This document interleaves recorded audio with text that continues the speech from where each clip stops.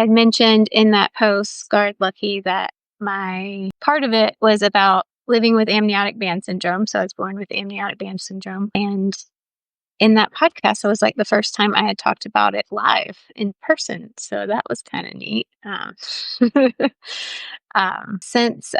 last time I was on, I had mentioned to you that like in 2021, I had moved home and kind of gave up my career path and decided to start using behavior analysis, which is my profession and my discipline of psychology, on myself in a lot more ways.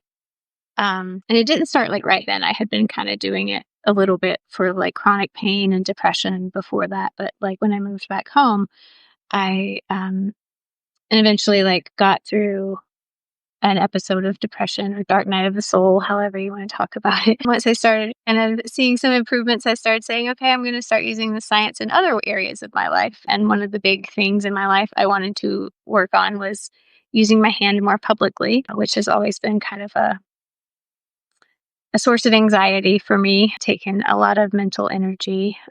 So kind of I'll bet. think about it or just not think about it, actually. So I started working on it, doing some exposure therapy, and which is like just basically making myself use my hand publicly, more publicly, Right. and not get so caught up in all of the covert behavior that goes along with that. And so, yeah, so I got to be on that podcast and talk about that. And I've just recently written that one post here, but I have written about it lots of other places, like on my blog and on Facebook. So eventually I'm going to bring some of that writing here.